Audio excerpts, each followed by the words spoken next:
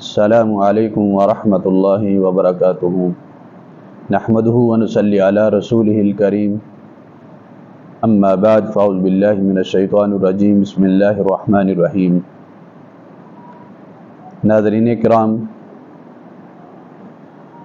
میرے اور آپ کے پیر و مرشد امام الانبیاء جناب محمد رسول اللہ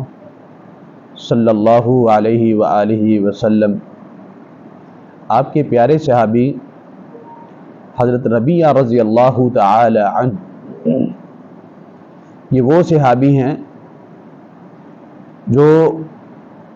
ہر وقت اللہ کے رسول صلی اللہ علیہ وآلہ وسلم کے ساتھ رہتے ہیں، آپ کی خدمت کرتے ہیں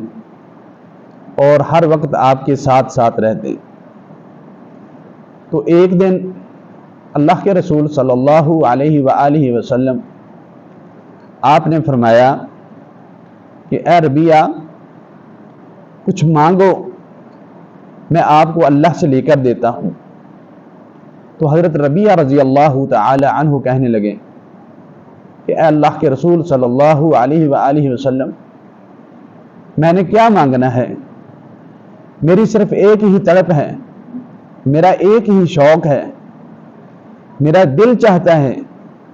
کہ جس طرح میں دنیا میں آپ کے ساتھ رہتا ہوں، آپ کی خدمت کرتا ہوں، ہر وقت میں آپ کے ساتھ ساتھ رہتا ہوں، تو میرا جی چاہتا ہے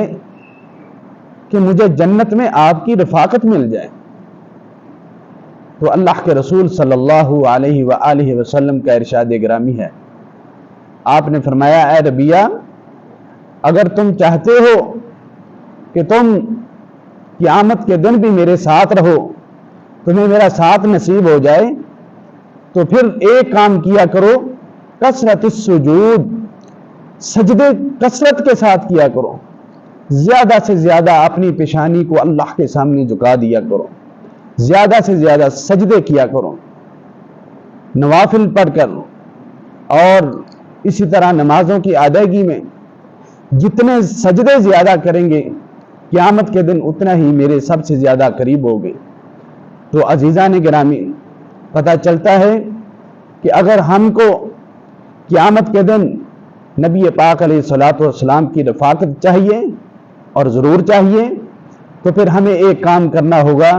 ہمیں زیادہ سے زیادہ اپنی پیشانی کو اللہ کے سامنے جھکانا ہوگا، ہمیں زیادہ سے زیادہ نمازیں پڑھنی ہوگی،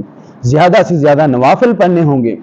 جتنے انسان سجدے زیادہ کرے گا کل قیامت کے دن اتنا ہی زیادہ اللہ کے رسول صلی اللہ علیہ وآلہ وسلم کے قریب ہوگا۔ دعا ہے مجھے بھی اور آپ کو بھی، ہمیں اللہ رب العزت ہمیں زیادہ سے زیادہ نمازیں پڑھنے کی توفیق عطا فرمائے۔ وآخر دعوانا ان الحمد للہ رب العالمین۔